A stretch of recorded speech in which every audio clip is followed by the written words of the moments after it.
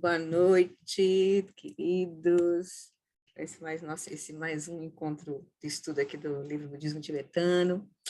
Já conversei um pouquinho aqui com alguns, está todo mundo bem, praticando, né? Interessado aí nos ensinamentos, vendo a preciosidade desses ensinamentos na vida, né? O Paulo e a Ana estavam dizendo que estão estudando mais outras coisas, assim, estão se empolgando, que maravilha, outras práticas, isso é bem bom. E eu acho que essa coisa de também se conectar com a prática diária vai ser maravilhoso. Aí a gente vai ver realmente o que os ensinamentos estão apontando de fato. Porque sem a nossa prática, como a gente viu, né, visão, meditação e ação, sem a meditação a gente não vai acessar. Que os ensinamentos apontam, na verdade, para a experiência. Eles só são um guia para a experiência. Então, alguém quer... O Matias está chegando, o Roberto já chegou. Alguém quer conversar antes da gente iniciar? Tem alguma questão? Se não... Boa noite. Boa noite. Boa noite. Paulo levantou a mão? Eu só queria comentar brevemente que também a quantidade, a riqueza dos ensinamentos também gera confusão, porque pode gerar. A gente vê um monte de termos, de nomes que são exóticos para a nossa cultura, então fica um pouco complicado. E um outro aspecto por isso, que eu acho interessante colocar é que, às vezes, a dificuldade de acalmar a mente nessa nossa agitação do dia a dia,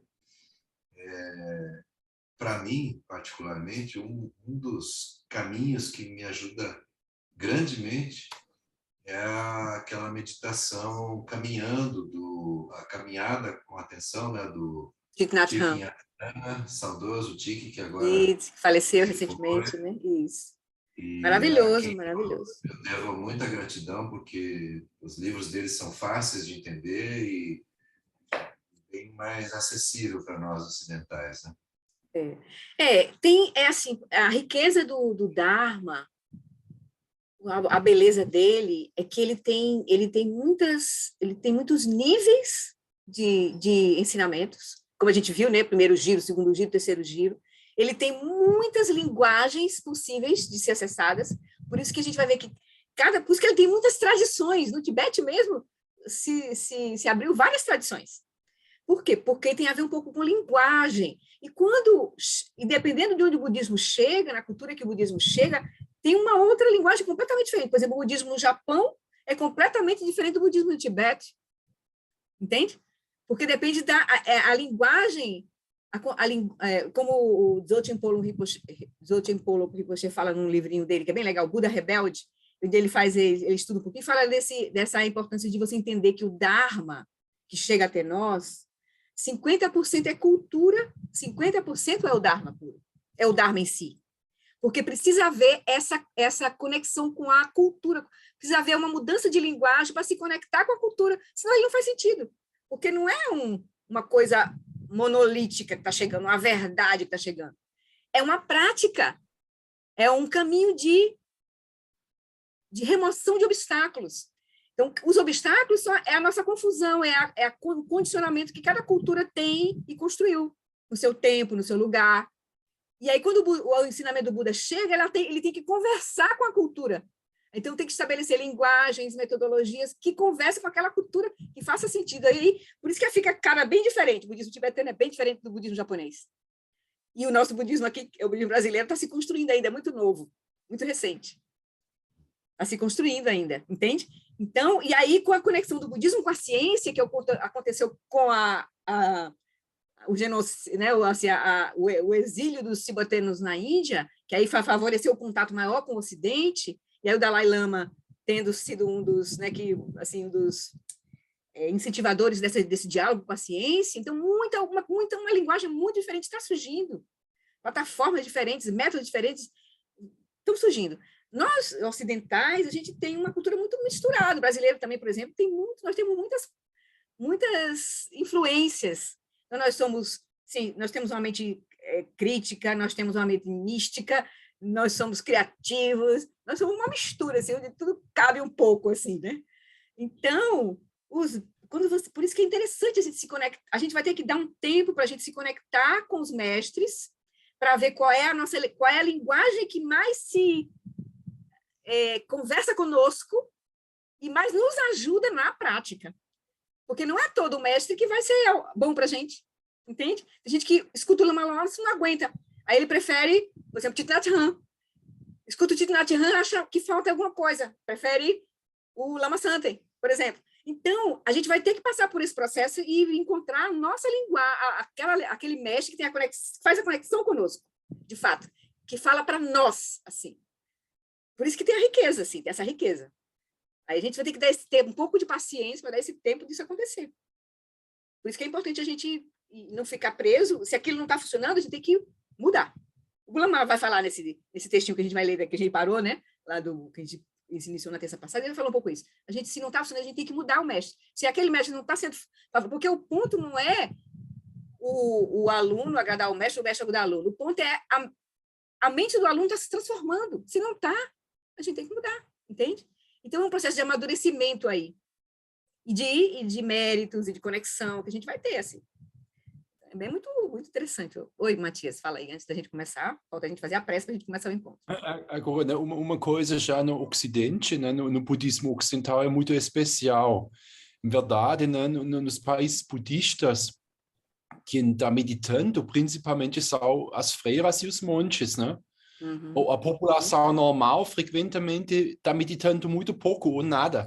Não, mas nem sempre. Tem os yogis. Os meditantes são que meditam mesmo, estão chamados de yogis. Aqueles que yogis, que vão se isolar. Porque, às vezes, nem os monges meditam muito, não. Ficam só lá nas práticas, dentro dos mosteiros. Nem estão meditando muito, entende?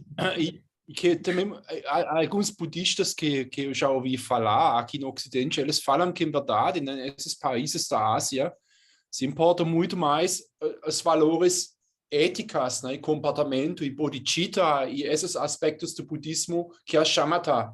Aqui se tem no budismo ocidental, nós temos uma forte ênfase em shamatha, né? Mas, em verdade... Especificamente o Lama Lawrence. O Lama Lawrence enfatiza muito o shamatha. O Lama Lawrence é o grande levantador da bandeira de shamatha. Depende... né? Na Theravada, por exemplo, na Theravada, em Vietnã, em Tailândia, eu vi isso que lá... Como? Não, é porque estava aberto aqui o microfone da Gisela, eu fechei. No Theravada, em Tailândia, e Vietnã, e Camboja, né, que são países realmente 100% budistas, ou quase 100%, né? E mais ligadas à primeira volta do Dharma, do Theravada, né? isso, que é mais disciplina, Hinayana, né? Mas lá que quem está meditando são intensamente meditando, shamatha, são os monges e as freiras, né? E o povo normal, né? Eles pensam mais em um futuro vida. Eles rezam para Amitabha, É isso, eles mais, exatamente, mas, né, eles estão mais valorizados. É isso. Mas é isso mesmo. É um processo de amadurecimento e porque também de linguagem e de comprometimento da pessoa com realmente ouvir e estar entendendo os ensinamentos. Por isso que a compreensão é muito importante no processo. O Dalai Lama é um defensor da linguagem, a escola do Dalai Lama, que são os Gelupa, eles são muito de usar o raciocínio. Você tem que entender para você aí saber o que está fazendo. Então, assim, mas tem gente que se conecta pela devoção, se conecta pela... Aí tem muitas portas de conexão, muitas portas. Mas como está, Flori, como está no Tibete, né? Eu falo agora do povo normal. Eu não sei, exemplo, assim. Por exemplo, um campesino que tem uma roça, que tem uma terra, e ele é budista. Ele fala, eu sou budista, mas ele se dedica também muito à meditação. Como é? Eu não tenho informações, mas eu sei que eles têm uma repressão muito grande, né? Os próprios tibetanos mesmo, mais comuns, eles não meditavam muito. Eram mais os yogis, depois que a pessoa se aposentava, né, criava os filhos, é que eles iam fazer as práticas mais, se dedicar mais às práticas, aqueles que não estavam nos mosteiros, né? Então, assim, a comunidade mais simples, né? Mas eu acho que vamos ganhar o nosso tempo aqui para a gente chegar, senão a gente vai perder o nosso tempinho da gente concluir o nosso tema. Tá bom? Tá bom. Vamos fazer as preces para iniciar, de fato, com direitinho, e a gente vai fazer uma meditação especial hoje do mestre dos nossos mestres. Do mestre dos nossos mestres. Vai ser bem legal. Eu vou mostrar para vocês. Então, vamos lá. Deixa eu compartilhar aqui a prece primeiro. Então, a gente encontra uma posição confortável, já vai acomodando o corpo, a nossa energia, para a gente iniciar o nosso encontro, depois dessa primeira conversinha, assim. Iniciar o nosso encontro com a nossa meditação, preparando a nossa mente. Daí a gente olhar, se encontrar com o Dharma que vai chegar para nós hoje. Então, a gente se conecta com a linhagem a partir de Guru Rinpoche, que foi o Buda do Tibete. E a gente vai fazer a prece de 7 linhas. Não, o refúgio Bodhicitta e a prece de 7 linhas. O refúgio para a gente abrir o nosso campo de mérito, abrir a nossa...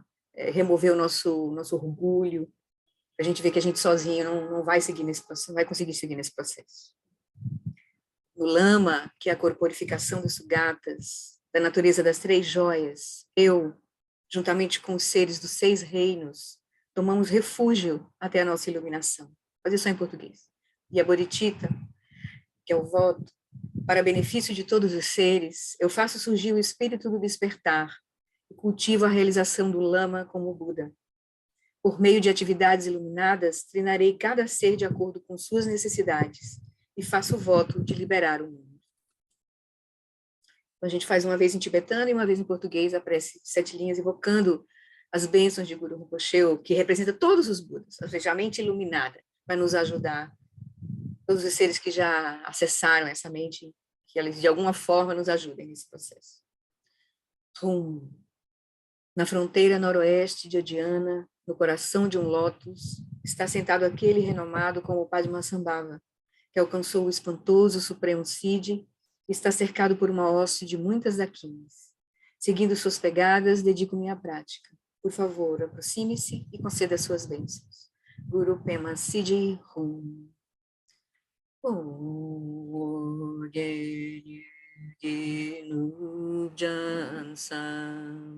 Pema ge sardong polam ya tsen chagi nyu drungi pema jone je sudra kudu kandruma peko Ki Jesu Dadruki Jinje Lo Chi She Su So Guru Pema Siddhi. Com essas preces iniciais a gente se abre para a prática e se abre para os ensinamentos. Então, procure uma posição confortável, a prática vai ter mais ou menos uns 15 minutos, 14 minutos. A gente vai ouvir a partir de um vídeo, é uma instrução que foi colocada em imagens, está bem legal, do Dudjom Rinpoche. Depois eu explico melhor para vocês de onde veio essa instrução. Então, aproveitem.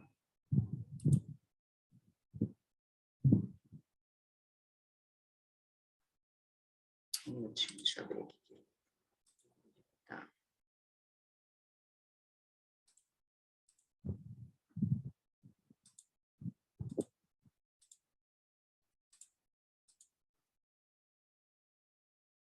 Acho que eu não compartilhei com o som.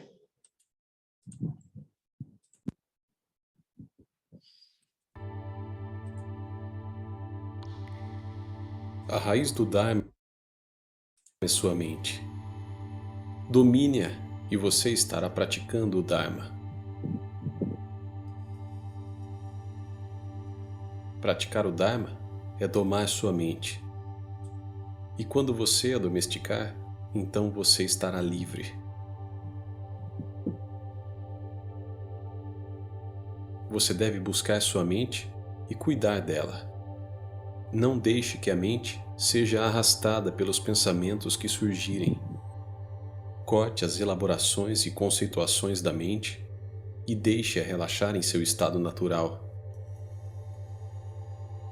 Deixe a mente simplesmente estar em seu corpo e permita que o relaxamento penetre a mente.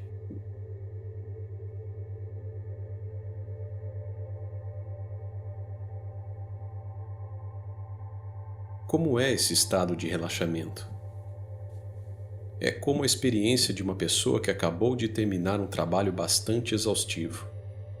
Depois de trabalhar dura e longamente para cumprir sua missão, quando finalmente acaba, ela experimenta uma satisfação plena de felicidade e contenta-se em simplesmente descansar. Muito naturalmente, a sua mente chega a um estado de calma e permanecerá relaxado por um tempo, sem ser aprisionada em seu padrão habitual de pensamentos descontrolados e inconcebíveis. Então, seguindo esse exemplo, você deve tentar observar e proteger a mente, mesmo em meio a todo tipo de pensamentos turbulentos. Deixe a mente em seu próprio estado natural e relaxe.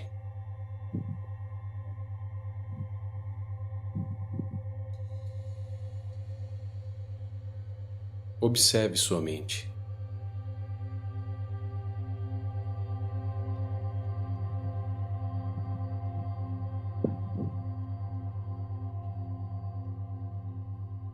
Mantenha o corpo imóvel e silencie a fala. Não pense se deve ou não fazer isto ou aquilo. Basta estabelecer a mente em um estado de relaxamento e tranquilidade, sem correr atrás de objetos e nem pensamentos descontrolados e loucos. Em vez disso, permaneça em um estado vividamente aberto e vazio, brilhantemente claro e profundamente relaxado.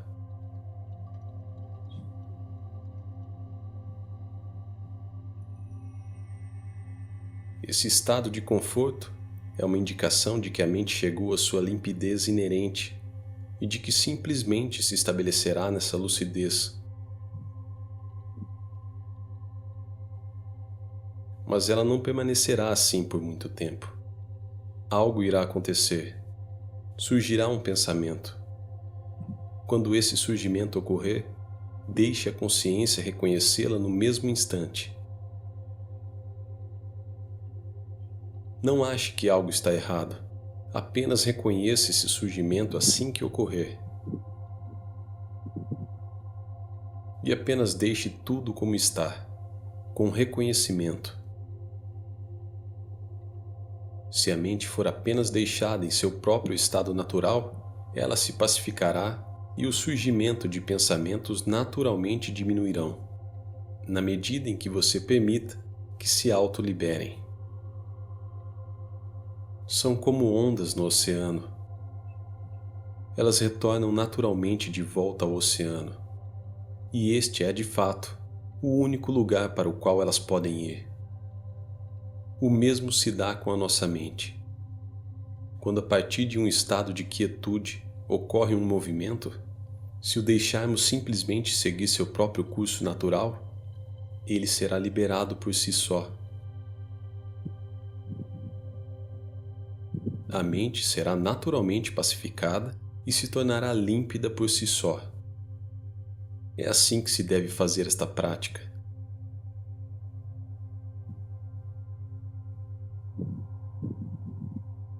Mas se em vez disso você pensar, ai, agora este pensamento surgiu, isso não deve estar certo, e ficar tentando parar o pensamento, isso será apenas mais um pensamento.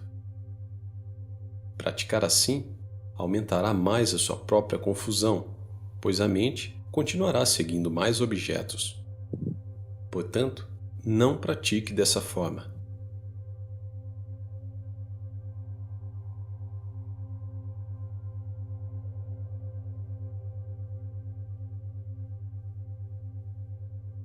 Quando a mente está repousando naturalmente e à vontade em seu próprio estado inalterado, isso é chamado de quietude meditativa. Se a partir desse estado de quietude surgir um pensamento, isso é chamado de movimento. E aquilo que sabe quando a mente está em quietude e reconhece qualquer movimento é a consciência. Embora centenas ou milhares de explicações sejam dadas, há apenas uma coisa a ser entendida. Conheça a única coisa que libera tudo, a própria consciência, sua verdadeira natureza.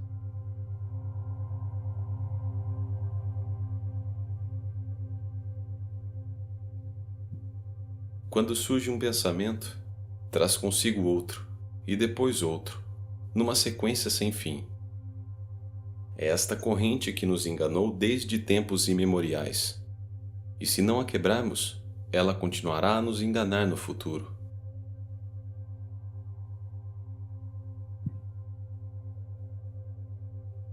Repousar no reconhecimento, sem seguir os pensamentos, é conhecido como o calmo permanecer, porque dispersa ou pacifica o poder dos pensamentos e permite que você se mantenha na natureza de bem-aventurança da sua própria mente. Quando você se familiarizar um pouco com essa prática, pode ser que você experiencie um estado de êxtase ou de bem-aventurança física e mental. Ou, se estiver meditando durante a noite, pode ser que experiencie um estado de clareza, como se o dia tivesse amanhecido.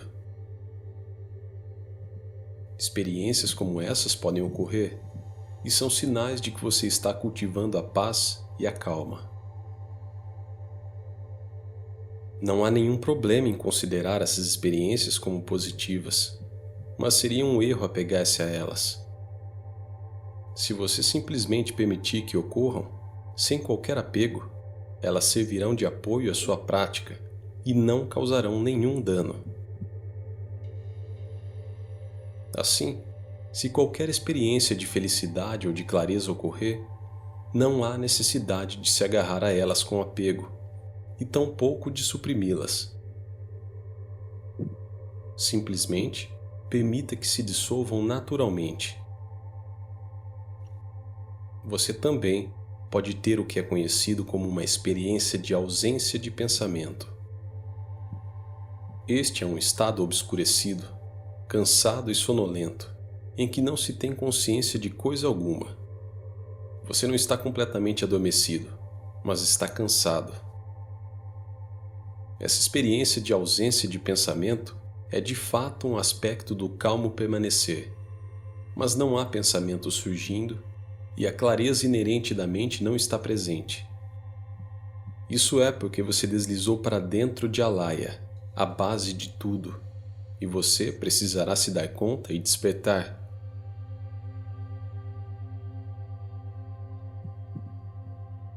Para se afastar desse estado, endireite o corpo, exale o ar estagnado e concentre sua atenção no espaço à sua frente. Porém, se ao invés disso você permanecer nesse embotamento, sua meditação será ineficaz e você nunca avançará. Se você permanecer nesse estado estagnado, não evoluirá. É uma falha na meditação e deve ser eliminada assim que ocorrer. Portanto, sempre que esse revés surgir, limpe-o novamente e novamente. É importante estar o mais atento possível e permanecer o mais vigilante possível. Aguçar a consciência é também muito importante. Praticar dessa maneira é o caminho para desenvolver o calmo permanecer. Em equilíbrio meditativo, permitimos que a mente se estabeleça calmamente em sua própria natureza, como um oceano que não é perturbado pelo vento.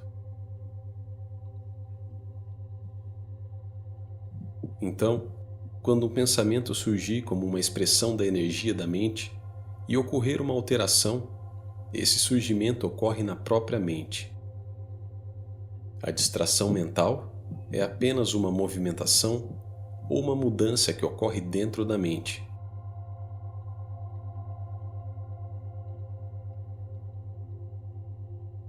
Quaisquer que sejam os pensamentos turbulentos que surgirem, se você permitir que a mente se estabeleça em sua própria natureza, eles se pacificarão, assim como as ondas retornam naturalmente ao mar. É assim que deve praticar em sua meditação.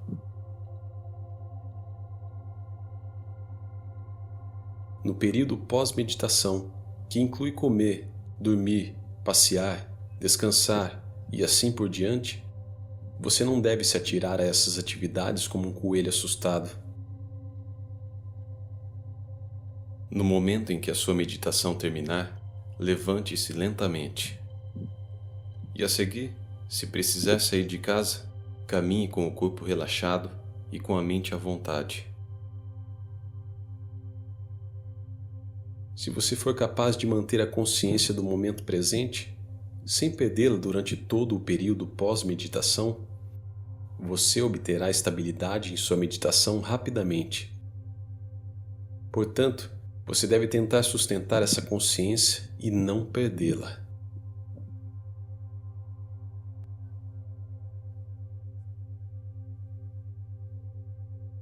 Ao longo de todas as suas atividades diárias, caminhar, descansar, comer ou dormir, seu corpo deve estar relaxado.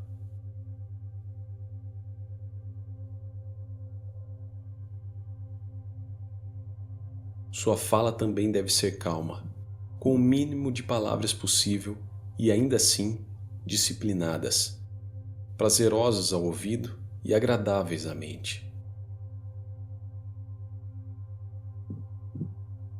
Se agir dessa maneira, todas as suas atividades diárias estarão de acordo com os ensinamentos.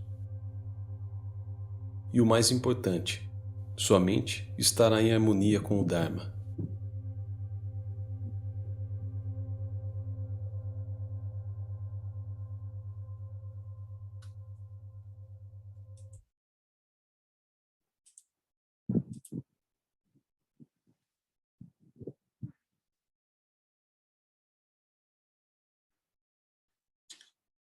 Então, essa é uma instrução muito interessante, bem importante. Foi dada por Dudjom Rinpoche em Londres, em 1979.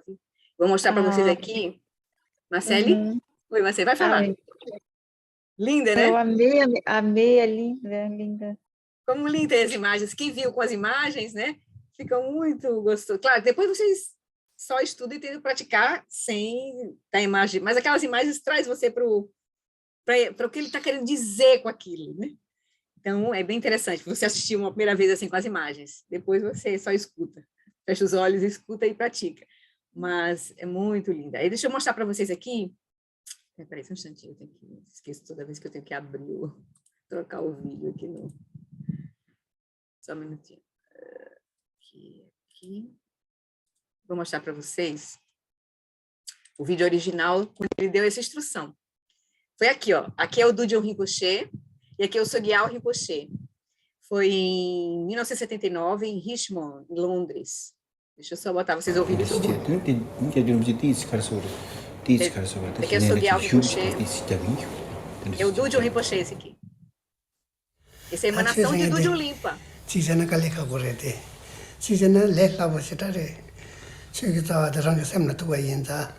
On the one hand, what we call Dharma is very difficult, but on the other hand, it's very easy, because it really just depends on our own minds.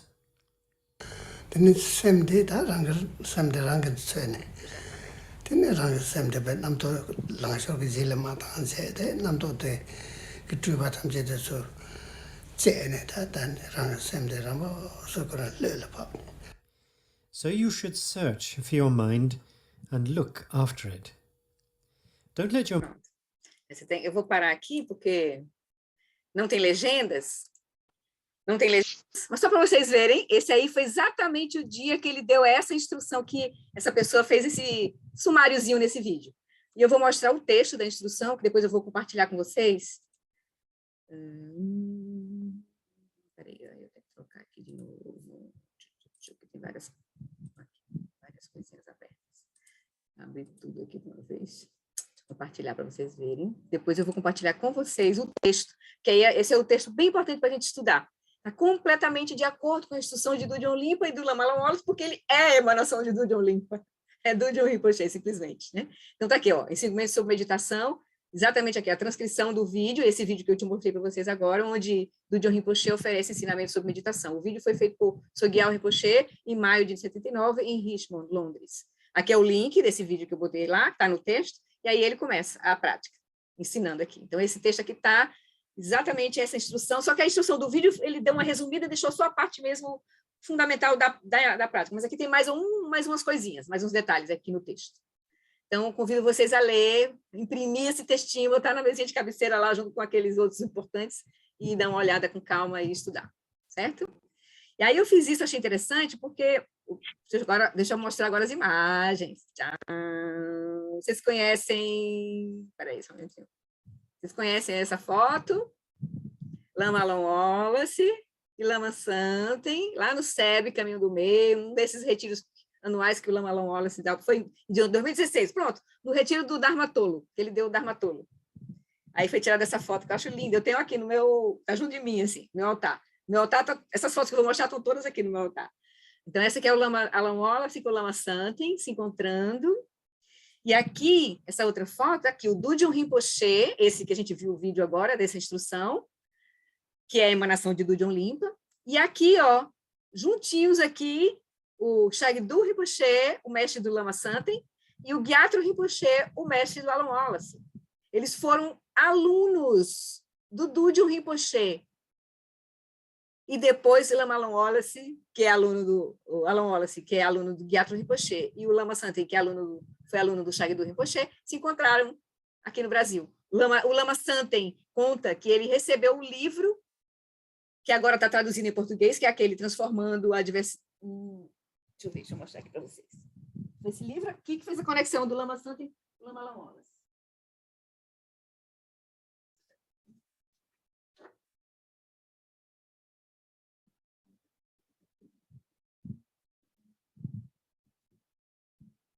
Acho que está aqui em cima.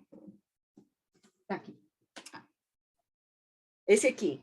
Meditação, transformação e yoga dos sonhos.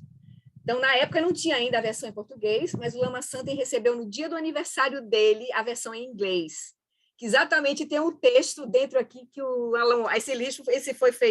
Essa organização desse material foi feito pelo Alon Wallace e por Sangye Khandro. Aí, quando o texto que o Lama Santen olhou e botou o olho e não desgrudou mais, e é o cerne dos ensinamentos do SEB, é a iluminação da sabedoria primordial, que está aqui. Então, com esse texto, Iluminação da Sabedoria Primordial, que é a instituição de Dudjom Rinpoche, o Lama Santen montou o esquema da linguagem dele no SEB, os 21 itens, todo o roteiro de treinamento, aí ele entrou em contato, foi buscar conexão com o Lama Alon Wallace. Ele, em 2005, convida o Alon Wallace para vir ao Brasil pela primeira vez. Aí a gente fez uma turnê com o Lama Alon Wallace, que ainda não era nosso Lama, ainda, né? Era um convidado do Lama Santen, que estava vindo ao Brasil. A gente levou às universidades, terminou aqui no... Começou pelo Recife, não, terminou no Recife, parece. Terminou aqui no Recife. Inclusive, porque eu fui das pessoas que estavam na organização também, né? Nessa época eu estava bem próximo, assim, do SEB e tudo. Então, foi quando fez essa conexão. Aí os dois se encontram, e aí a sanga do Lama Santen começa a receber os ensinamentos.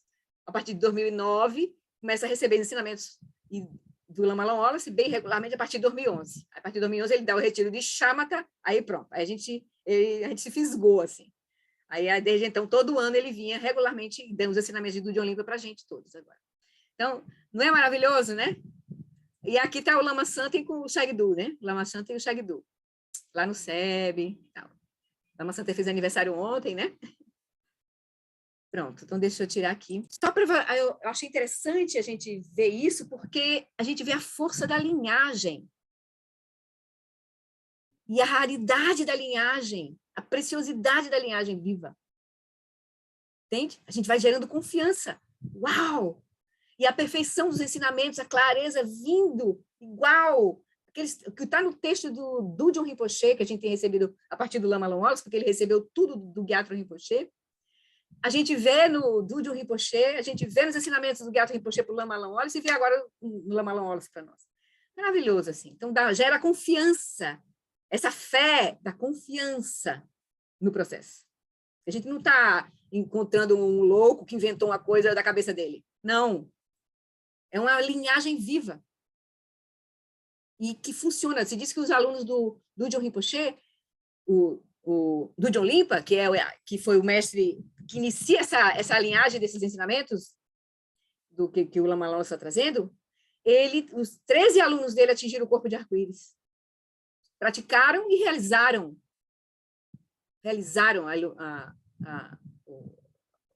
chegaram à culminância. E o Lama Wallace começa os retiros dizendo, tem uma profecia do John Limpa de que esses ensinamentos vão florescer muito no Ocidente e que mais de 1000, sei lá, vão se tornar vidyadharas e 100 vão atingir o corpo de arco-íris no Ocidente. Ele dá joga uma injeção de ânimo na gente, assim, o Lama Wallace, quando começa a dar os ensinamentos do John Limpa, né? Então é maravilhoso, assim. A gente não é à toa que a gente está aqui conectado, é de vidas passadas.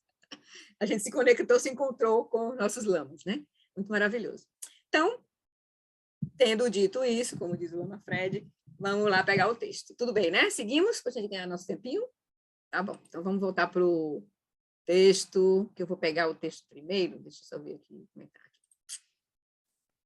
Eu vou voltar para o texto, a partezinha que a gente tinha acabado de ler no nosso budismo tibetano, Razão e Fé, e vou parar no lugarzinho para a gente depois voltar lá para o budismo com atitude, onde eu vi que complementava mais, porque o texto é bem pequeno aqui sobre razão e fé no budismo tibetano, no livro Budismo Tibetano. Então vamos lá, razão e fé. Nós estamos no capítulo onde ele está vendo as razões, só para a gente voltar aqui, as raízes do descontentamento, certo? Então ele vai falar aqui da importância de a gente buscar as causas do sofrimento e entender que as causas do sofrimento estão na mente, nas aflições mentais, na ignorância. Depois ele vai falar mais detalhadamente sobre as aflições mentais, que vai ser o próximo tópico. E que a gente, então, na verdade, nesse né, antes dele falar da fé, razão e fé, ele fala de que nós vamos... Para onde a gente vai buscar a causa do sofrimento? É internamente, é na mente, certo? E aí ele traz esse tópico, né? Ele traz esse tópico que é super importante nessa busca. Né? Precisa usar razão e fé nesse processo. Então, os ensinamentos do Buda são, de maneira geral, de 2 tipos. O primeiro se concentra em questões que podemos testar e possivelmente confirmar com a nossa própria capacidade de percepção e lógica. Em grande medida, o tema do sofrimento e suas origens, bem como a natureza da consciência e sua continuidade de uma vida a outra, se enquadram nessa categoria. A natureza da consciência e sua continuidade. É concebível que essas afirmações budistas possam ser refutadas ou confirmadas pela experiência empírica ou lógica. Quanto a essa classe de ensinamentos, o Buda deu o seguinte conselho aos seus seguidores. Monges, assim como um ourives testa seu ouro, derretendo, cortando e friccionando, os sábios aceitam meus ensinamentos após um exame completo, e não apenas por devoção a mim. Então, ele nos convida a ser céticos e a investigar. Então, ao examinar os ensinamentos budistas sobre a natureza da consciência, e a evidência que apoia a teoria da transmigração, ou seja, sobre a natureza da consciência e a evidência que apoia a teoria da transmigração, podemos decidir se a teoria faz sentido ou não. Mas, assim que passamos para outras questões ligadas a esse tema, tais como a natureza precisa das relações entre nossas vidas sucessivas, karma, que impulsiona, entramos em um domínio que está além da nossa compreensão. Aqui precisaremos recorrer à fé, ou essa fé, a gente vai ver lá no Budismo com Atitude, que ele tem 3 tipos de fé. Essa fé que ele está se referindo aqui, são esses 3 tipos de fé que a gente vai ver lá. Ou interromper a nossa busca, porque a gente vai paralisar.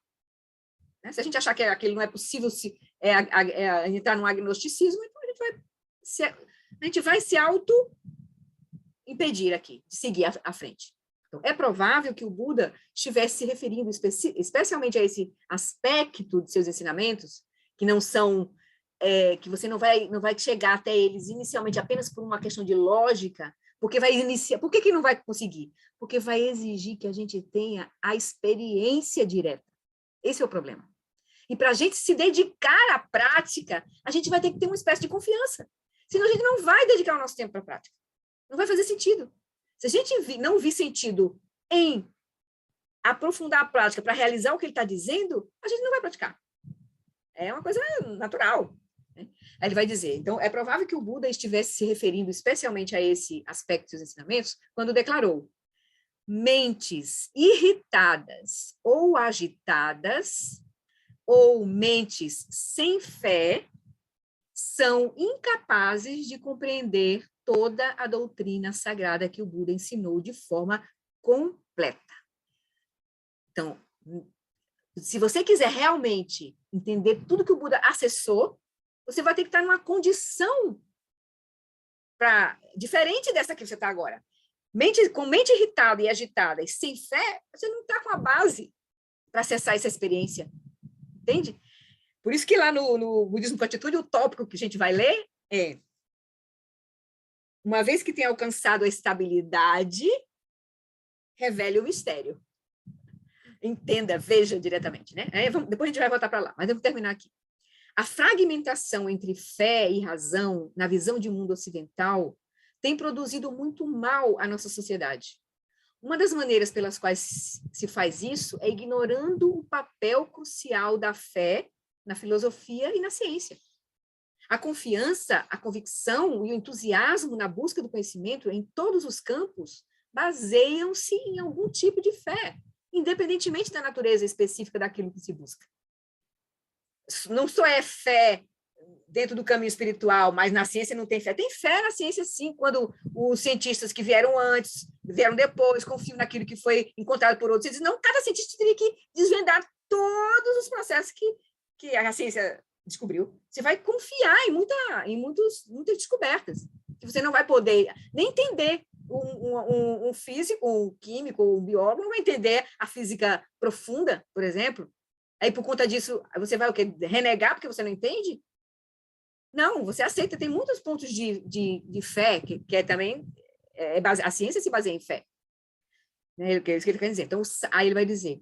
Então, no budismo, a fé, que é nesse sentido de confiança, a fé e a razão, que aí é a análise lógica, criteriosa, investigativa, a inteligência, são cruciais, como o próprio Buda afirmou. O sábio tem a fé, a confiança e a inteligência como fontes de segurança em sua vida. Essas são suas maiores riquezas. Aquela outra riqueza é apenas trivial. Então, aqui eu vou dar uma paradinha, depois a gente conclui, tá? Deixa eu ver. Então, vamos concluir aqui. Pronto, você espera assim. Então, muitas pessoas descobriram que um exame minucioso de muitos dos ensinamentos do Buda, baseado na experiência e na inteligência, produz um aprofundamento da fé na autenticidade do despertar do Buda. Porque você está entendendo e praticando e vendo cada vez mais, você começa a ver um nível, porque você está naquele nível de experiência, mas se eu pratiquei isso que ele disse, e realmente estou vendo isso, e ele está me dizendo que pratique tal coisa e você vai ver tal outra coisa, eu vou começar a gerar uma confiança nisso. Entende? Mas eu vou andar usando a minha inteligência e usando a minha prática, a minha experiência direta para chegar nisso. Não porque o Buda disse não. O Buda está dizendo que se você acessar essa condição, você acessa a experiência. Então, você tem que entender qual é a prática que tem que fazer para acessar a experiência. Então, você vai confiar, senão você não faz. Ele diz assim, se você não confia no médico, você não toma remédio. Entende? Então, a fé faz parte da nossa vida. Faz parte da nossa vida. É nesse sentido de confiança, tá? De confiança. Por isso que a linhagem era super importante. Você tem que se conectar com uma linhagem que mostre a sua pureza. Ou seja, aquilo que está sendo ensinado ali, funcionou ali, foi ensinado ali, funcionou ali, foi ensinado aqui, funcionou aqui, está sendo ensinado agora e está funcionando agora com a gente. Né? É nesse sentido. Certo? Aí ele vai dizer, então muitas pessoas descobriram que o exame minucioso de muitos dos ensinamentos do Buda, baseado na experiência e na inteligência, produz um aprofundamento da fé na autenticidade do despertar do Buda. E também é certamente verdadeiro que a fé sincera, que não deve ser confundida com crenças dogmáticas, melhora, ou seja, a fé sincera melhora e fortalece a compreensão e a sabedoria. Isso porque você começa a parar para ouvir melhor, porque aí essa confiança, essa estabilidade, que aí no Budismo com Atitude a gente vai ver, ele diz, essa estabilidade para revelar o mistério tem dois aspectos. tem o aspecto de shamatha, que é de você tratar, acalmar a mente, e o aspecto da fé, nesse sentido de confiança. Se você está agitado, com dúvida, você não consegue nem meditar para estabilizar a mente. Entende? Agora, se você tem dúvida, você não vai dizer que não está com dúvida. Se você está com dúvida, você vai buscar esclarecer essa dúvida. Até você sentir essa confiança. Também você não vai negar que não está confiante. Não, você tem que estar confiante, de fato. Entende? Esse é o ponto. Se você não tiver confiança e não tiver estabilidade, não tem como seguir à frente para o caminho do insight. É esse que ele está querendo dizer, né? Então, ele está dizendo, né? Então, também, e também é certamente verdadeiro que a fé sincera melhora e fortalece a compreensão e a sabedoria. Isso se expressa em uma profunda confiança no Buda. Aí, entenda-se Buda aí, e em seu Dharma. Toda a linhagem, os mestres que chegam até nós, que eles estão dizendo, que eles estão apontando, e está sendo referenciado por tudo que já foi, né, experienciado e vivenciado pelos mestres anteriores.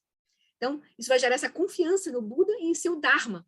E isso nos permite ser receptivos às novas ideias e perspectivas, entende? A nossa mente começa a se posicionar como um vaso mais adequado para ouvir. Para ouvir. Senão a gente não consegue ouvir nem sequer a instrução.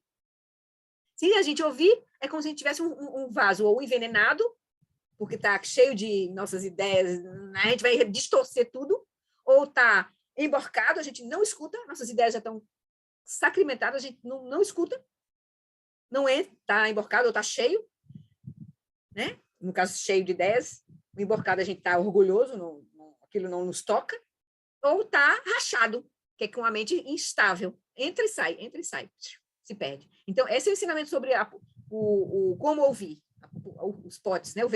A posição dos potes. Nós precisamos dessa mente bem posicionada para ouvir.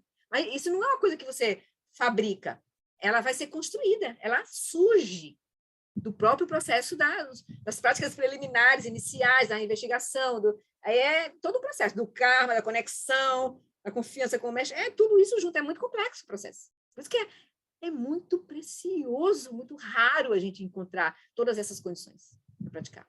Muito raro, não é fácil. Então, ele vai dizer, então tomamos o Dharma, então a gente nos permite ser receptivos a novas ideias e perspectivas, a gente começa a gerar essa confiança. Tomamos o Dharma com um senso de humildade, que não é depreciativo. Ou seja, a gente para aí. Nossa, para ouvir. Peraí, eu acho que eu vou ouvir melhor o que ele está dizendo. Entende? A gente se torna mais humilde para ouvir, primeiro. Senão a gente está numa posição de orgulho. Ou, entende?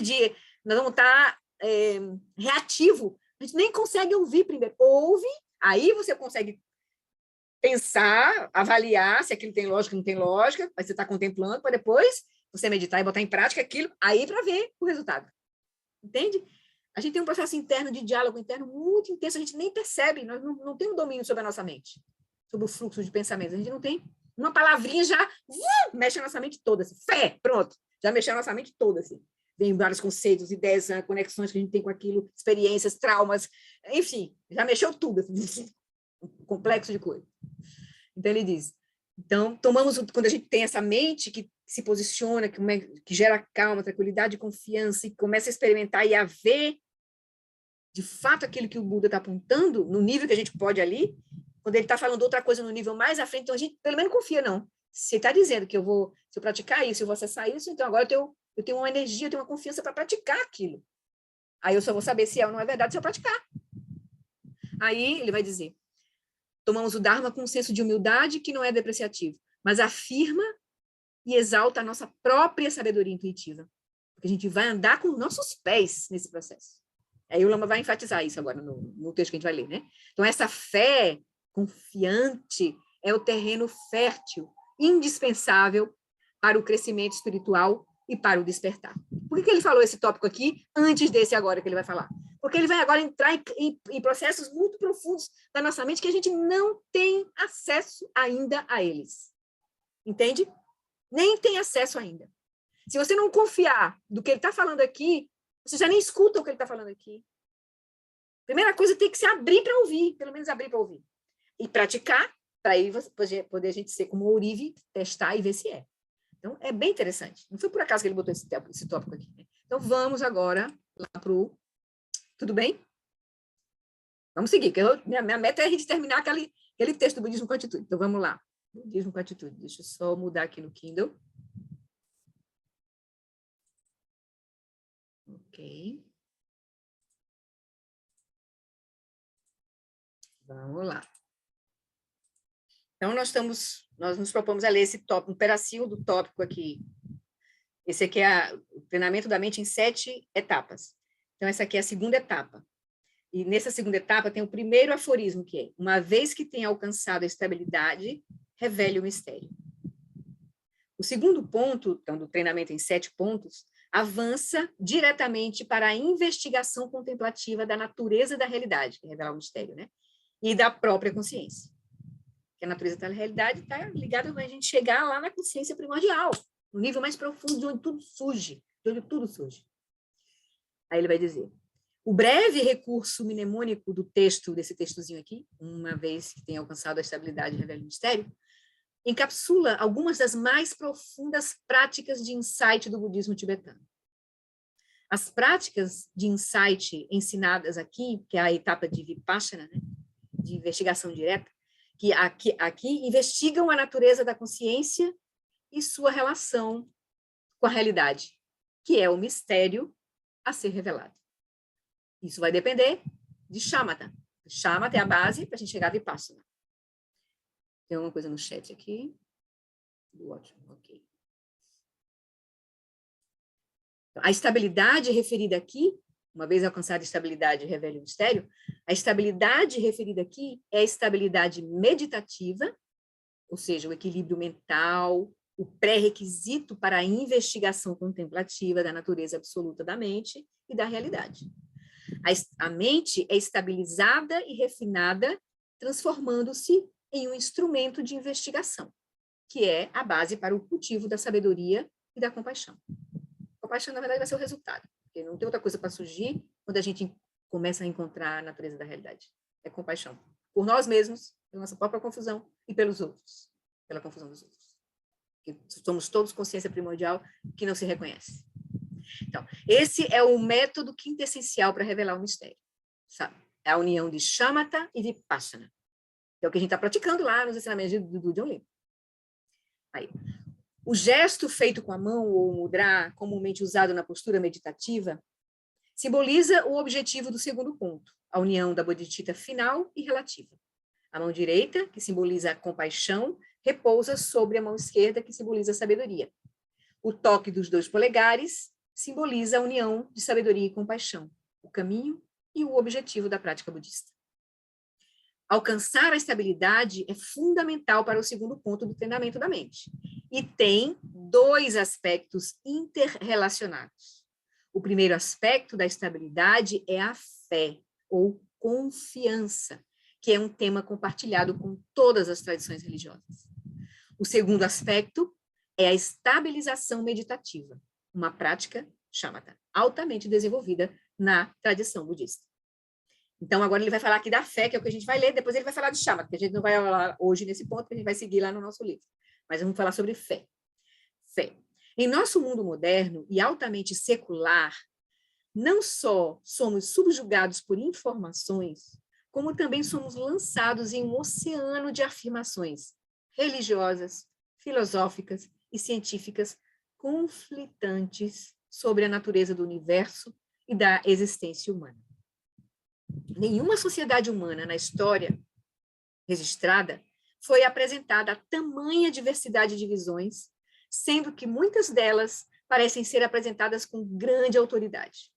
Aí eu me lembro agora do Ken Wilber, que é um filósofo contemplativo, que resolveu fazer uma síntese, porque ele disse, quando ele estudou, ele muito autodidata, estudou tudo, antropologia, filosofia, psicologia, para estabelecer quem somos nós, que modelo de homem é esse, que a ciência, que a filosofia fala uma coisa, a biologia fala outra coisa, cada ramo da ciência aponta, se ele for olhar, ele diz assim, quando eu comecei a olhar, eu encontrei 5 espécies diferentes.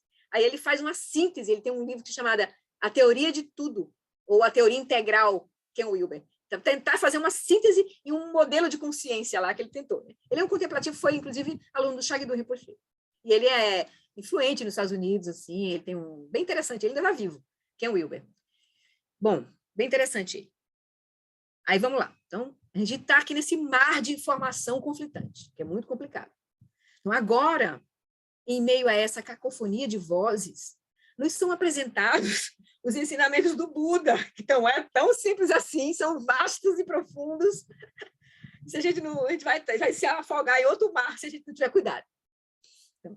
Então, em meio a essa cacofonia de vozes, nos são apresentados os ensinamentos do Buda e de professores que seguiram o caminho que ele revelou. E que cada professor também tem a sua linguagem, seu jeito de apresentar o Dharma, que é um pouco diferente. Então, a gente fica meio louco, né? Assim, um pouco. Quando encontramos o Buda, indiretamente, pela primeira vez, né? Através de seus ensinamentos, nos deparamos com um estranho, nós aqui do Ocidente, né? De um tempo distante, de um lugar distante. Mais estranho do que isso, impossível. E quando encontramos os ensinamentos budistas pela primeira vez, muitos deles certamente parecem estranhos, pois se chocam com muitos pontos de vista de nossa sociedade de maneira geral. O próprio Buda, bem como os professores budistas contemporâneos autênticos, não se apresentam como autoridades inquestionáveis sobre a natureza da realidade, nem como mestres que nos instruem infalivelmente sobre como levar nossas vidas. Não são salvadores. Esses professores se oferecem a nós, acima de tudo, como amigos, especificamente como amigos espirituais e como guias para nos conduzir por uma jornada experiencial em busca do conhecimento e da transformação pessoal. Mas, quando os encontramos, eles parecem muito estranhos, e é perfeitamente apropriado responder aos seus ensinamentos com agnosticismo e ceticismo. Afinal, ao assumirmos uma posição de agnosticismo, estamos reconhecendo, de forma bastante realista, que não sabemos como dar o primeiro passo em direção à sabedoria.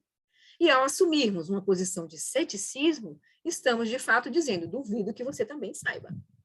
Considerando a ampla gama de afirmações impositivas feitas hoje em dia sobre tudo, desde a natureza da consciência até os OVNIs, os extraterrestres, em muitos casos, esse ceticismo precisa ser bem fundamentado. Tem muita informação.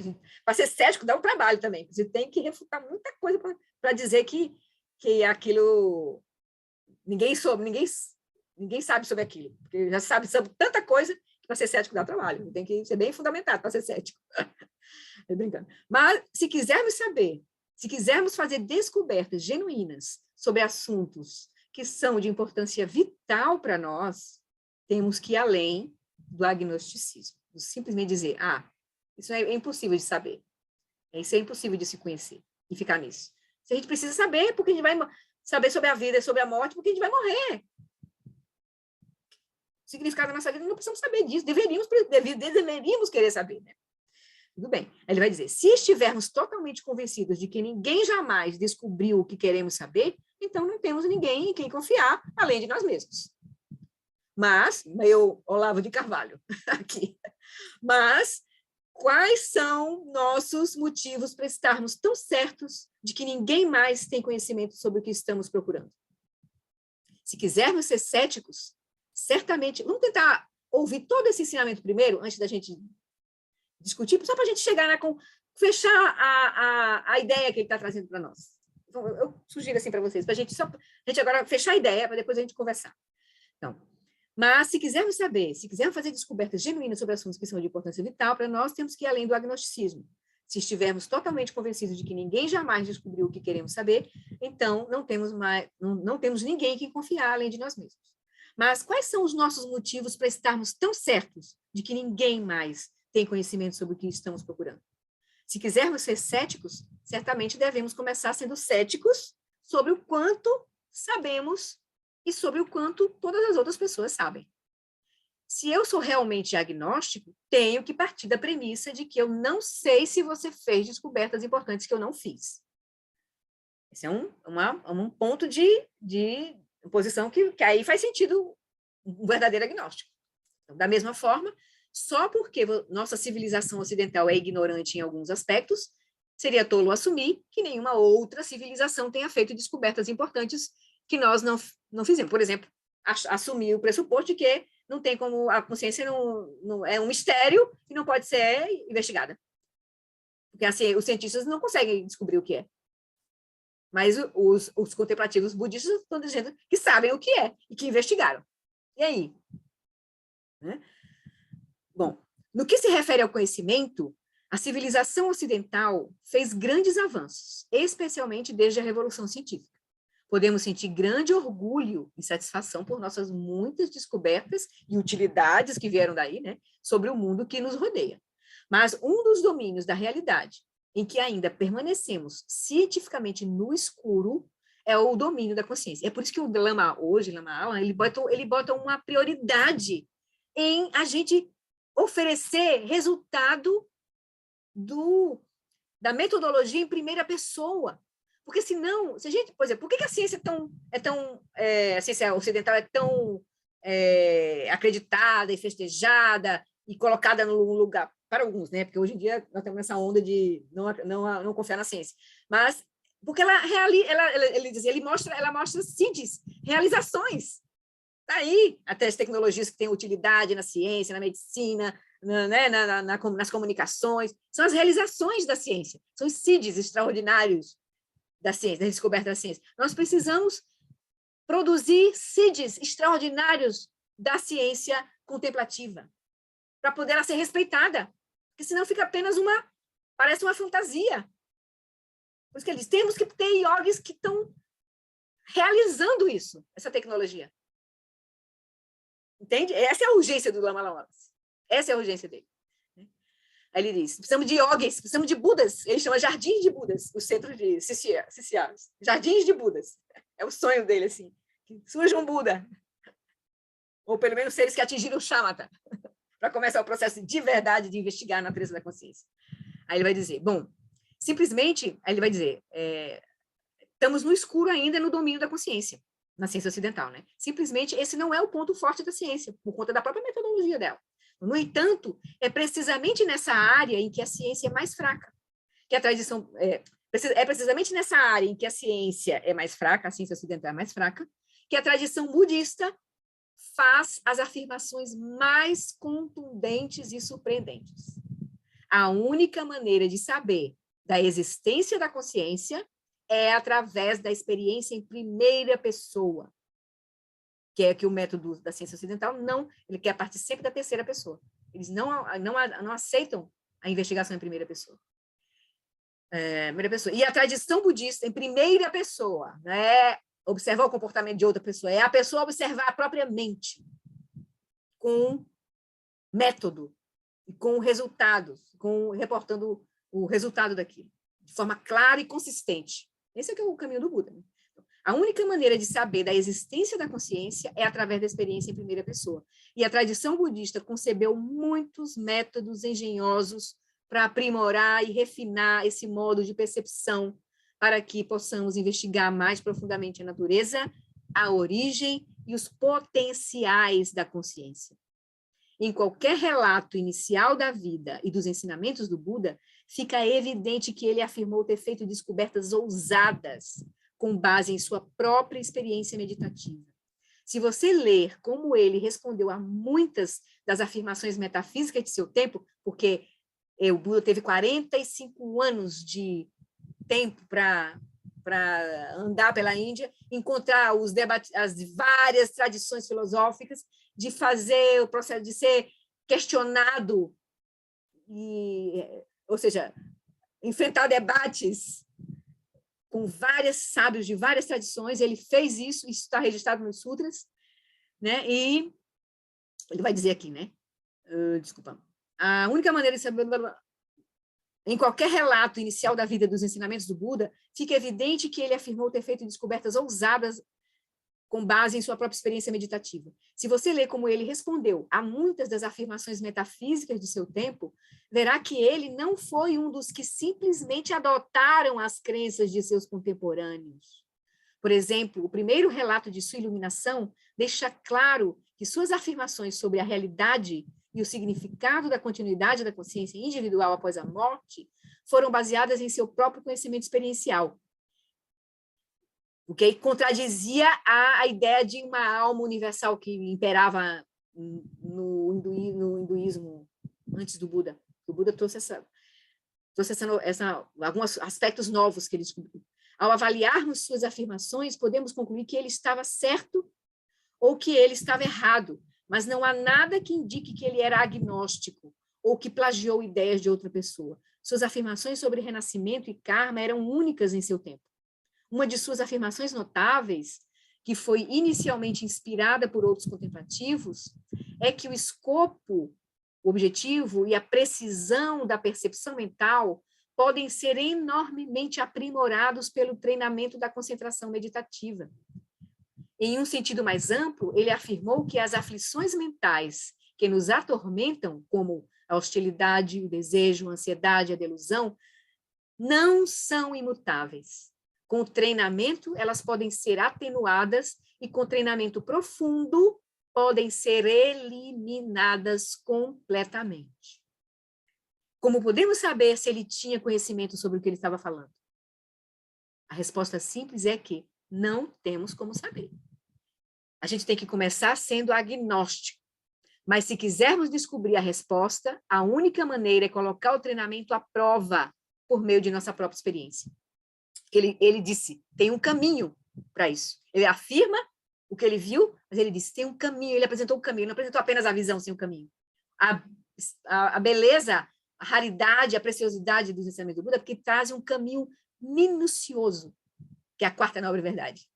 Como atingir a cessação do sofrimento, que é a terceira nobre verdade, né? Tem um caminho, um método, ele tem um método claríssimo, e foi aperfeiçoado cada vez mais, clarificado cada vez mais pela linhagem viva dos contemplativos que realmente colocaram isso em prática, que mantém o ensinamento do Buda vivo hoje ainda. Então, muitas se perderam, mas muitas linhagens permanecem vivas, né? Então, mas se quisermos descobrir a resposta... Desculpa, sim, está aqui. Começamos sendo agnósticos. Mas se quisermos descobrir a resposta, a única maneira é colocar o treinamento à prova por meio de nossa própria experiência.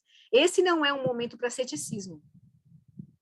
Ou seja, ninguém descobriu. Não. Mas é um momento para a fé inteligente. O comentário que o William James faz a esse respeito, o William James foi o pioneiro da psicologia ocidental, faz a esse respeito, e também ele valorizou na época dele a investigação direta, as práticas de atenção plena na própria mente, que depois foi abafado pelos behavioristas, e enfim, Lama comenta um pouco isso toda vez nos nossos retiros. Então, o comentário que o William James faz a esse respeito é que, quando as preferências não têm poder para modificar ou para produzir coisas, a fé é totalmente inapropriada. Mas, para a categoria de fatos que dependem de preferência pessoal, de confiança ou de lealdade para que sejam realizados, a fé não apenas é lícita e pertinente, mas essencial e indispensável. As verdades não podem se tornar verdades até que a fé as tenha transformado em verdades. Nós nunca avançaremos na prática budista, na educação ou em qualquer outra grande aventura sem essa fé, começando com a fé em nossa própria capacidade de adquirir novos conhecimentos e de nos transformarmos de uma forma plena de sentido. Então, isso tudo são aspectos dessa fé que a gente precisa... Se a gente achar que a gente não tem... A realidade não pode ser descoberta e que a gente não pode acessar isso, então a gente parou. Alô? Alô, quem é? Não, acho que ela sem querer. Sim. Quando conhecemos o Buda indiretamente, através de seus ensinamentos, ou um professor budista contemporâneo diretamente, aquele que chega até nós, o Buda que chega até nós, né? Como a Jane disse no último encontro, né? O Lama é o mais próximo que o Buda pode chegar de nós. O mestre que a gente encontra, está se conectando agora, é como o Buda pode chegar mais próximo de nós, porque ele está trazendo os ensinamentos, a linhagem viva. É a partir daí que a gente vai realmente se conectar com o Buda, né? O Buda, no sentido último, é a lucidez última. Então, ele vai dizer, então, quando conhecemos o Buda indiretamente, os seus ensinamentos, ou um professor budista contemporâneo diretamente, nos encontramos com um estranho. Mas se cultivarmos esse relacionamento, com o passar do tempo, terminamos por conhecer as qualidades do professor. A gente vai chegar devagar no Dharma, porque a confiança vai surgir muito devagar, com a chegando na sanga, encontrando o lama, vendo o que ele está dizendo, vendo as qualidades aparentes daquilo que ele está ensinando. Aí a gente vai se aproximando da realização, né? Assim, a gente vai ter flashes a partir do lama, a partir da sanga, a partir dos mestres que a gente foi encontrar, dos lamas, dos mestres. Aí a gente vai caminhando, começando a entrar no caminho do despertar. Ele vai dizer, mas se cultivarmos esse relacionamento com o mestre, acho que tem um... Vocês estão abertos, Ana e Paula. Sim, o som agora fechou. Mas se cultivarmos esse relacionamento com o passar do tempo, terminamos por conhecer as qualidades do professor, por isso que demora. A instrução é, antes de você encontrar um mestre e aceitá-lo como seu mestre que vai lhe conduzir a sua mente, examine-o por um tempo. 10 anos é um bom tempo. Chegue junto devagar. Aí, e ele ou ela pode conquistar nossa confiança. Então, o professor se torna um amigo em quem podemos confiar em assuntos que são importantes para nós, incluindo questões que estão além da nossa compreensão. Depois de conhecer um professor budista específico, se acharmos que ele não é confiável ou incapaz de nos ajudar, somos livres para buscar um outro professor. Da mesma maneira, porque o caminho do Dharma é um caminho que nós estamos fazendo parte de forma muito importante, porque o Buda não é o nosso salvador. O Buda aponta o caminho, nós é que vamos fazer o processo. Então, nós precisamos saber se o que a gente está aprendendo está funcionando e está sendo favorável para nós. Se não tiver, a gente tem que tomar atitude. Então, a gente muda o professor. Se acharmos que ele não é confiável ou incapaz de nos ajudar, ou seja, esse lama me ajudou até aqui, agora ele não consegue me ajudar mais, então eu sigo com outro professor que pode me ajudar. Então, somos livres para buscar um outro professor. Da mesma maneira, se após examinarmos cuidadosamente, acharmos que os ensinamentos de uma certa tradição budista não são confiáveis, ou outra pode ser mais favorável para nós, como aconteceu, por exemplo, com o Lama Santa, e Lama Santa começou a treinar pelo Zen. Quando ele conhece o Shagdu Rinpoche, ele muda para a tradição de Shagdu Rinpoche, mudou a tradição.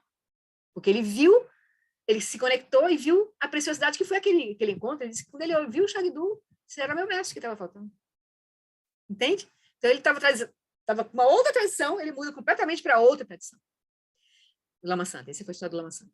Então, ele vem. Então, após examinarmos cuidadosamente, acharmos que os ensinamentos de uma certa tradição budista não são confiáveis, podemos buscar uma outra tradição budista. E se acharmos que os ensinamentos budistas, como um todo, são infundados, somos livres para procurar outra tradição. Vários de meus lamas, depois de dar ensinamentos públicos, costumavam fazer o seguinte comentário: se você achar que os ensinamentos são bem fundamentados e benéficos, então sim, por favor, coloque-os em prática. Se não, continue buscando.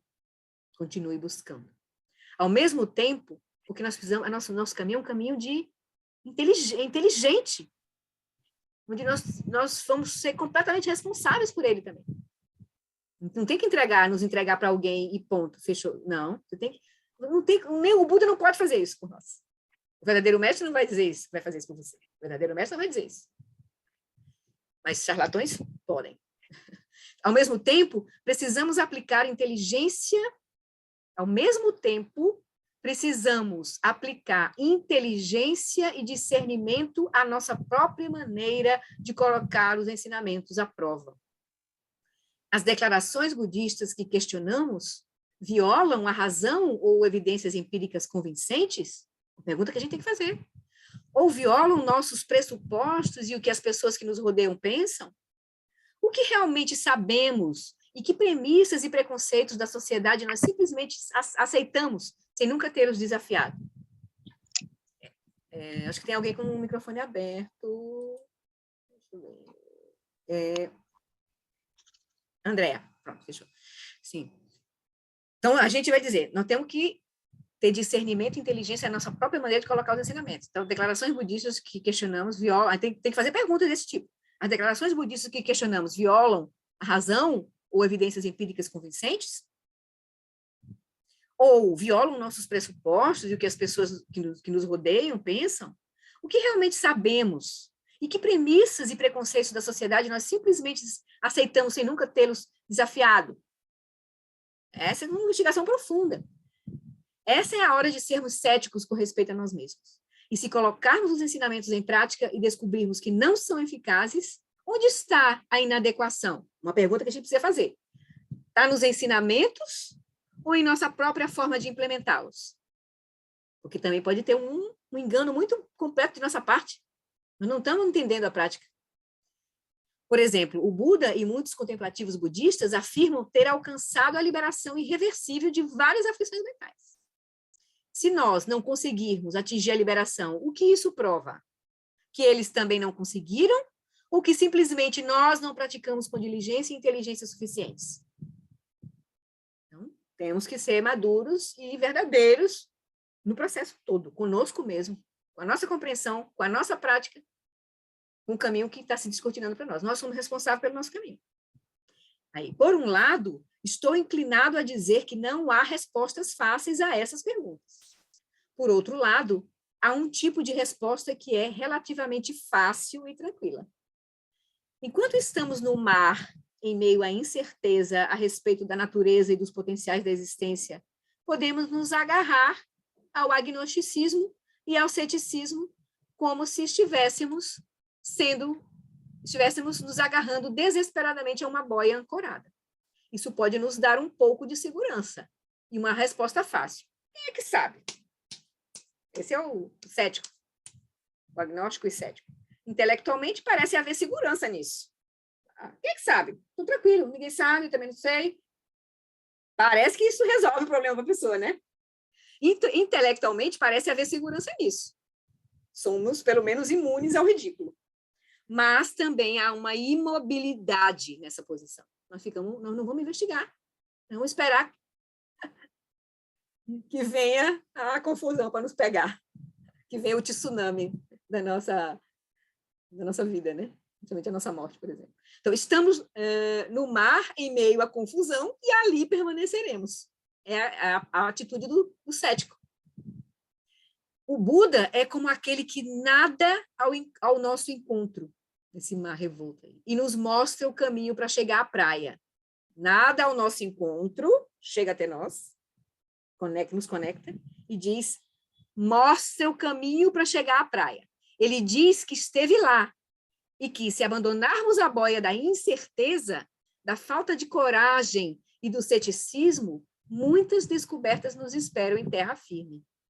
É claro que não há nada que nos obrigue a confiar nele, ou em qualquer professor budista. Nós podemos continuar sendo agnósticos e céticos pelo tempo que desejarmos, podemos ficar agarrados nessa boia pelo tempo que desejarmos, até afundar, ou morrer, enfim, perder a oportunidade. Mas, se optarmos por aceitar o desafio do caminho budista da exploração contemplativa, precisamos soltar as inseguranças e mergulhar na prática. E isso exige que aceitemos algumas das afirmações de Buda sobre a fé como uma hipótese de trabalho. A tradição budista fala de 3 tipos de fé. E este é o primeiro tipo, a fé da crença. Como podemos acreditar nas afirmações budistas sobre a verdade quando há tantas declarações diferentes atribuídas ao próprio Buda? Ou seja, os 3 níveis dos ensinamentos do Buda, que pode trazer muita confusão para a gente. Uma hora diz que a vida é sofrimento, você está preso à roda da vida, a outra hora diz que a realidade é liberação total, ou seja, quando a gente se vê com o ensinamento do primeiro giro, do terceiro giro, parece que tem uma contradição aí. Aí ele vai dizer, como é que a gente pode, então, ter clareza, né, quanto às afirmações, tantas afirmações diferentes atribuídas ao Buda? Isso sem contar os muitos pontos de desacordo entre diferentes tradições budistas. Há 2 coisas que precisam ser levadas em consideração. A primeira, esse é o Balama dizendo, né? Há 2 coisas que precisam ser levadas em consideração. A primeira é que, de acordo com os primeiros ensinamentos registrados do Buda, nem todas as suas afirmações eram verdades definitivas sobre a natureza da realidade. Primeiro giro. Ele traz uma linguagem que vai apontar a verdade relativa. Você está em sofrimento, olha, o carro, se fizer assim, você vai colher tal coisa. Está falando para um eu que se vê como um eu separado, que tem uma experiência assim, assado. Então, aí ele vai dizer, então, esses primeiros ensinamentos, primeiros ensinamentos registrados do Buda, nem todas as suas afirmações eram verdades definitivas. sobre a natureza da realidade. Algumas, porque ele era compassivo, ele tinha que falar aquilo que a pessoa podia ouvir. Senão não adiantava falar o aspecto útil, porque a pessoa está enrolada aqui no aspecto grosseiro. Ele fala em todos os níveis, o ensinamento do Buda está para todos os níveis. Então, há duas coisas que precisam ser levadas em consideração. Então, a primeira é que, de acordo com os ensinamentos, nem todas as suas afirmações eram verdades definitivas sobre a natureza da realidade. Algumas delas são chamadas de verdades provisórias, que são integradas à cultura e que servem mais como recursos heurísticos para ajudar indivíduos ou comunidades específicas em momentos específicos de seu desenvolvimento espiritual. É um remédio paliativo, para a pessoa poder se acalmar, para depois ouvir mais profundamente. Mas o Buda e muitos contemplativos budistas fizeram muitas outras afirmações acerca da verdade, com base em sua experiência meditativa, que são definitivas. Aí ele vai falar de um lugar diferente, lugar da mente que agora está podendo olhar para a realidade. Ou seja, foram apresentadas como descobertas genuínas sobre a natureza da realidade e não apenas construtos sociais específicos para um determinado tempo e local. Então, tem vários níveis de ensinamentos do Buda. Ensinamentos provisórios e ensinamentos definitivos. Como podemos distinguir quais ensinamentos budistas são provisórios e quais são definitivos? A tradição budista afirma que o cultivo desse tipo de inteligência discriminativa é um elemento crucial no caminho do amadurecimento espiritual. Coloque os ensinamentos à prova por meio da razão e da experiência e veja o que você descobre. Se diz que quando chegava, o Buda falava com os novos, venha para a nossa sanga e veja. Não venha e acredite. Venha e veja. Pratique diretamente para ver o que eu estou ensinando, diretamente o que eu estou ensinando. Então, quanto às muitas afirmações sobre a verdade, nas várias tradições budistas nos últimos 2.500 anos, não seria razoável esperar que todas falassem a uma só voz. Basta olhar para a história da ciência ocidental nos últimos 400 anos. Quantas vai e volta, vai e vem, teorias que reconfiguraram todos os sistemas, né, nesses 400 anos da ciência.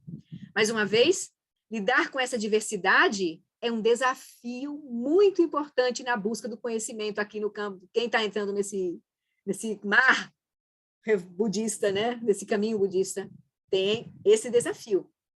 Porque é uma riqueza tão grande que você precisa de orientação para você entrar nesse mar. Senão você vai se confundir e não vai estar entendendo profundamente. Por isso a gente tem que encontrar pessoas que já trilharam parte desse caminho, pelo menos.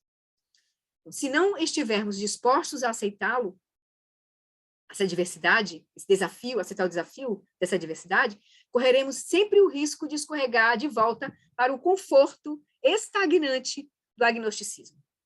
Então, a fé da crença, como hipótese de trabalho, é um tipo de fé considerada indispensável na tradição budista. O segundo tipo de fé implica a admiração por aqueles que alcançaram estados elevados de realização espiritual e por seus ensinamentos. A gente vai ter que encontrá-los, perceber essa mente diferente, clara, ou seja, perceber suas qualidades, para a gente poder ter essa admiração. Não vai ser por acaso, a gente vai ter que encontrá-los, ter o mérito de encontrá-los, né? Então, essa fé não é simplesmente uma questão de crença, mas surge da compreensão e da apreciação das nobres qualidades de tais indivíduos e das verdades que eles revelam. Porque aí nós vamos encontrar com a realização direta de alguém. Por isso que o mistério de estar na presença dos mestres, porque a gente vai acessar as qualidades diretas que eles emanam na energia, no jeito de falar, isso nos toca em vários níveis. Por isso, a importância de estar na presença dos mestres, encontrar os mestres, né? Aí, o terceiro tipo de fé, então, fé da crença, fé da admiração. O terceiro tipo de fé no budismo é a da aspiração. Com a fé da aspiração, que é natural, na verdade, é uma decorrência, assim, né? Eu começo a confiar nos ensinamentos do Buda, eu começo a encontrar os seres que espelham isso, aí eu começo a aspirar. É óbvio. A fé da aspiração. Ele vai dizer aqui. O terceiro tipo de fé é a fé da aspiração. Com a fé da aspiração, a possibilidade de fazermos descobertas genuínas e profundas sobre a natureza da consciência, suas origens e seus potenciais vai além de uma questão de crença. é mais do que uma compreensão baseada na apreciação. É um desejo fervoroso de testar os ensinamentos por meio da prática. Esse é o momento em que as extraordinárias afirmações feitas pelo Buda e depois pelos contemplativos budistas são realmente adotadas como hipótese de trabalho para serem testadas pela nossa experiência. Veja, a gente tem que... É um processo, gente. É um processo. É um processo. A nossa confusão é tão profunda que se a gente tivesse uma mente já de vidas passadas trabalhada, a gente bastava ver o Buda. Mas não é esse o caso.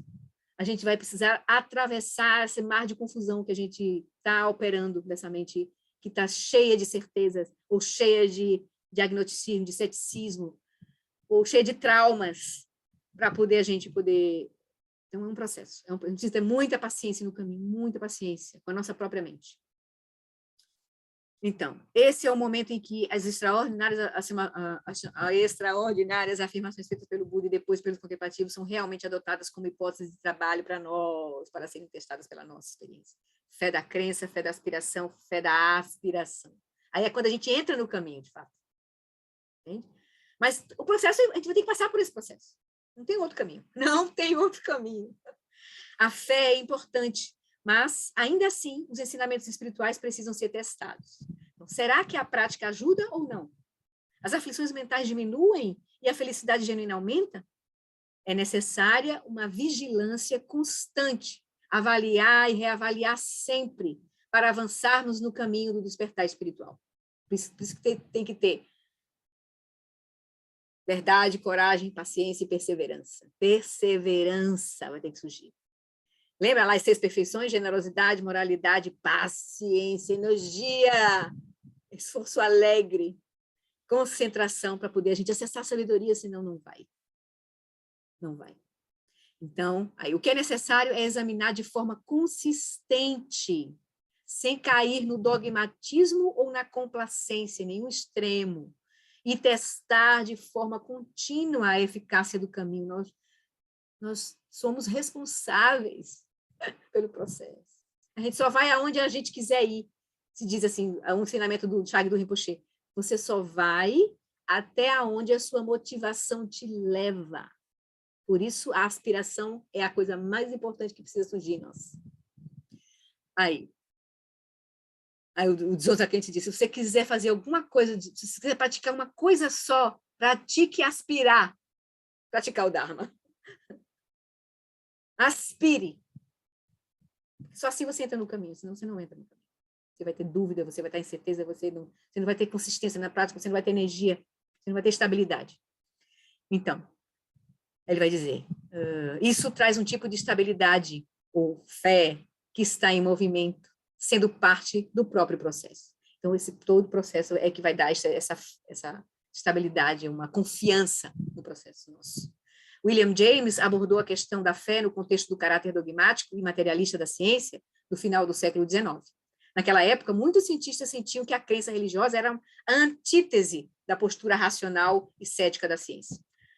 Por exemplo, o William Clifford, um dos materialistas científicos mais proeminentes do século XIX, atacou a fé religiosa com o argumento de que é sempre errado em todos os lugares e para todas as pessoas acreditar em algo com base em evidências insuficientes. Muitos cientistas consideravam que a religião era uma falha da integridade intelectual e que a fé era um caminho de menor resistência para aqueles que eram incapazes de lidar com os fatos brutos da ciência. Alguns cientistas hoje expressam o mesmo sentimento, alegando que as pessoas religiosas mantêm suas crenças por causa de uma predisposição genética infeliz.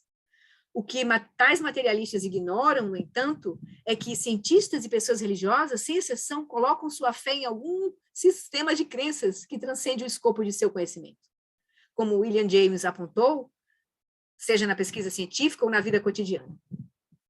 Aí ele cita aqui William James, nós frequentemente não podemos esperar, precisamos agir de alguma forma. Sendo assim, agimos com base na hipótese mais provável. Esse é como no dia a dia a gente faz as coisas, confiando que o evento demonstrará a nossa sabedoria. Além disso, não agir de acordo com uma... Por exemplo, nós confiamos na vacina. Não entendemos como a vacina funciona, mas nós confiamos. Não agir de acordo com uma crença geralmente equivale a agir como se a crença oposta fosse verdadeira. Portanto, a inação não seria sempre tão passiva quanto os intelectualistas pressupõem. Então, a fé, afirmou William James, é essencial, mas como uma atitude prática, não dogmática, e deve ser acompanhada pela tolerância com outras fés, com a busca do mais provável e com a plena consciência das responsabilidades e dos riscos. James defendeu especificamente o direito de acreditar antes da evidência, apenas nos casos em que há muitas coisas em jogo, a evidência disponível não resolve o caso e não se pode aguardar por mais evidência, porque nenhuma evidência poderia resolver o caso, ou porque esperar em si é uma decisão de não acreditar. Por exemplo, no caso de uma pandemia, né? Uma coisa assim, uma urgência, uma coisa que a gente vai confiar, né? Vai tomar. Para muitas coisas estudadas pela ciência, as crenças pessoais são virtualmente irrelevantes. Se um cientista acredita ou não na existência de vida inteligente em outros sistemas solares, isso terá um efeito insignificante sobre os dados que coleta com o telescópio Hubble. Em outros domínios da realidade, a fé ou a intuição influenciarão significativamente a realidade que está sendo abordada, como, por exemplo, criar filhos, ensinar, e em quase todos os domínios onde haja envolvimento com pessoas. Existe uma enorme variedade de experiências em que a fé e a intuição influenciam a realidade sobre a qual temos fé. E a realidade pessoal? Você acredita que as aflições mentais que causam o sofrimento são geneticamente determinadas? Ou você acredita que sua mente é maleável e essas aflições podem ser atenuadas? Você acredita que a sabedoria, a compaixão e a virtude podem ser cultivadas? Ou você acredita que a fisiologia do cérebro estabelece um limite superior para essas virtudes? Nossa fé sobre o potencial humano de sabedoria e compaixão tem um enorme impacto sobre a forma como conduzimos nossas vidas. Até mesmo uma sutil intuição positiva de que a felicidade e o bem-estar realmente podem surgir de nossos corações e nos nutrir, pode ter uma tremenda influência sobre a nossa vida. Uma intuição, se a gente se abrir pelo menos para a nossa intuição, a gente pode redirecionar a nossa vida e pode aí realmente, por exemplo, transformar. Por outro lado, se você crê que toda a felicidade vem de fora, essa fé também influenciará profundamente as escolhas que você vai fazer. William James concordava, está acabando, esse é o último parágrafo. William James concordava com a maioria dos cientistas quanto a existirem coisas sobre as quais não devemos ter fé. Mas existem outros domínios da vida em que a fé ou a falta de fé terá um enorme impacto. Se não acreditarmos que somos capazes de cultivar o insight ou de desenvolver uma compaixão mais profunda, é bem provável que não consigamos. Dessa forma, nossas crenças geralmente agem como profecias autorrealizáveis. Podemos escolher entre ter fé em nosso potencial, nosso próprio potencial, ou continuarmos sendo céticos e agnósticos. Algumas pessoas são céticas com respeito às afirmações budistas sobre a verdade, porque violam as crenças de sua própria religião. Outros são céticos quanto às afirmações de todas as tradições espirituais, porque violam as crenças do materialismo científico.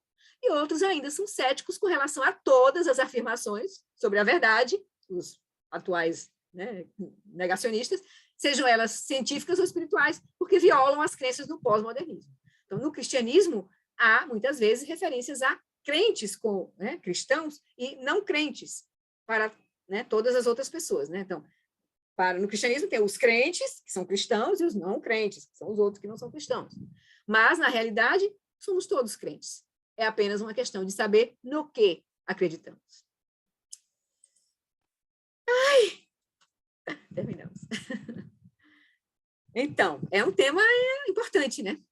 Um tema bem importante para a gente olhar, para a gente, enquanto praticante, se dar conta do nosso papel no nosso processo.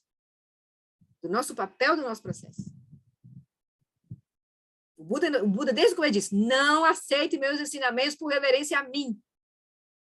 O Dalai Lama diz, o Buda, para mim, é o cientista, é o homem mais, o espírito mais científico do que eu já vi, do que os próprios cientistas, porque ele já tem muitos limites, muitos pressupostos.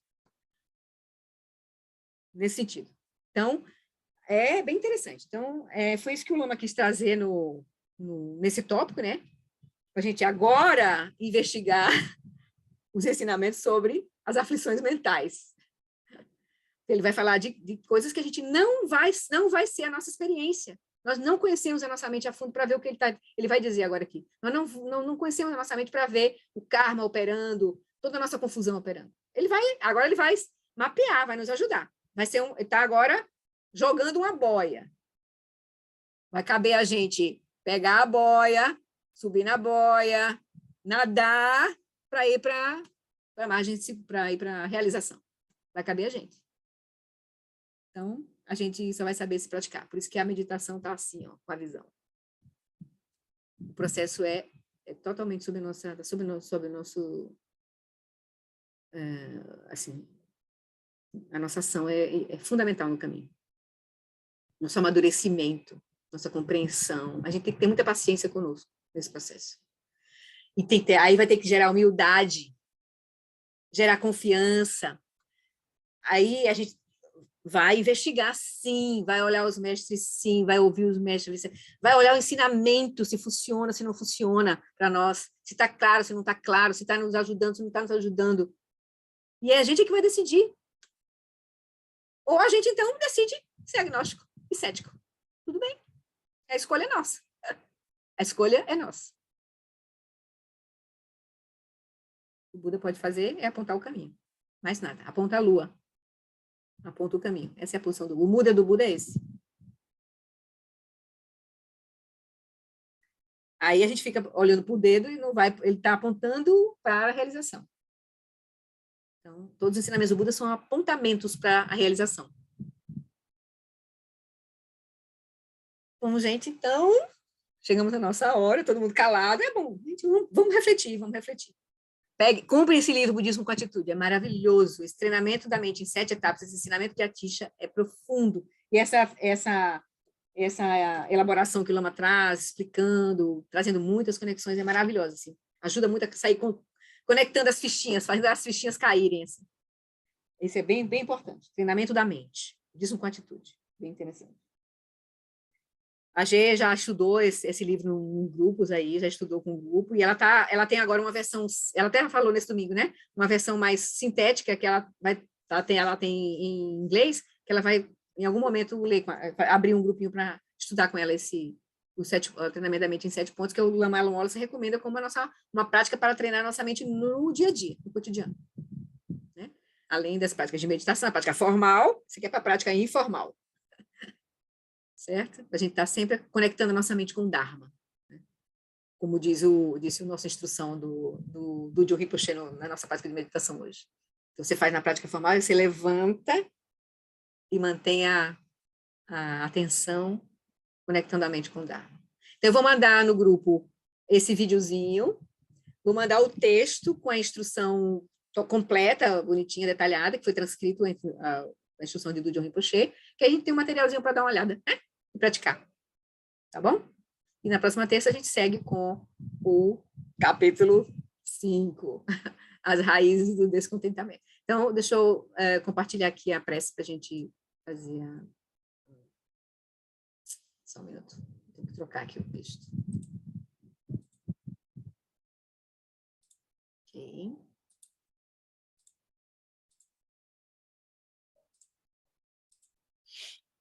Então, vamos fazer a prece pela Mala, nosso querido mestre, que chegou até nós, né? Nosso Buda encarnado. Tempa tuando je chanchen, ge kun san zin pe makarai, tenzi ki buza pe tempa, dan ze trini da tsin du tse wa zi. Takudru la jampe chachen, pa que zandra menantenzu tsikyam, alan wola chizidrapa, iki buchempo zapetengyuchi, zaliti daki panuchu, sugeteni utamutsu zepa, lopon kiki kutse zetrin, hidro contapelando tripas. Essa é a fé da reverência, da admiração. que o professor Sakyamuni, o grande Vajradhara, e aquele que sustenta os mistérios de todos os jinas, Padmasambhava, possam firmar os pés de lótus daqueles que sustentam os ensinamentos e fazem com que os feitos do Buda brilhem como o sol e a lua. Aquele que derrama uma grande chuva de amor sobre seres em terras distantes do Ocidente e sustenta-os com o néctar dos ensinamentos do Buda, aquele ilimitadamente afortunado, o grande ser conhecido como Alan Wallace, possa sua vida ser longa. Em Jambudvipa, em geral, e especialmente no Ocidente, você ilumina os ensinamentos dos jinas como a luz do sol. Ó Mestre, possam sua longevidade e seus feitos ser muito extensos, e possam você guiar todos os seres no caminho da liberação. E aí a última prece para a dedicação dos méritos. Por essa virtude, possa eu rapidamente realizar essa iluminação, o Lama de Odiana, e possa eu conduzir todos os seres sem exceção a esse estado de realização. Então, se eu sou